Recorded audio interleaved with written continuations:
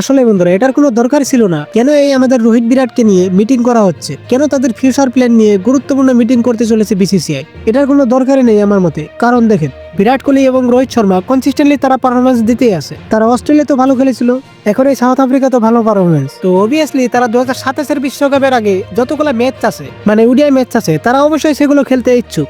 যেটা তারা নিজে থেকে জানিয়ে দিয়েছে যে আমরা 2027 বিশ্বকাপের আগে যতগুলো ম্যাচ আছে আমরা খেলতে ইচ্ছুক। এরপর তারা বিজয় হাজারে ট্রফি খেলতে চলেছে। পরে এটা নিয়ে ভারতের ব্যাটিং কোচ শীতাংশু কোটাকে এই প্রসঙ্গে বললেন যে আই ডোন্ট নো কেন আমাদের এইসব নিয়ে কথা বলতে হবে।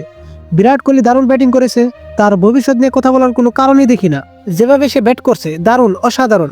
সত্যি বলছি, তার পারফরমেন্স, তার ফিটনেস বজায় রাখা ধরন, এসব দেখে সত্যি কোনো প্রশ্নই ওঠে না। আসলে মেনলি আমাদের বিসিসিআই থেকে আমাদের টেস্ট ক্রিকেট নিয়ে বেশি গুরুত্ব দেওয়া উচিত, কারণ ভারতের টেস্ট ক্রিকেটে বর্তমানের অবস্থাটা খুবই খারাপ। সো টেস্ট ক্রিকেটে কি কৌশল খাটালে বা কি চেঞ্জিং করলে সে আগের মতো হয়ে যাবে, মানে ভালো ইমপ্রুভমেন্ট আসবে, সেটা নিয়ে আসলে মাথা মারা উচিত। কিন্তু তা না, এদিকে বিরাট রোহিতকে নিয়ে প্ল্যানিং। ভাই সাহেব তারা বলেছে যে তারা 2027 বিশ্বকাপ খেলবে, তো কি এমন মিটিং করবে ভাই তাদেরকে নিয়ে, আমি বুঝতে পারছি না ভাই সাহেব, তোমরা কমেন্টে বলে যাও।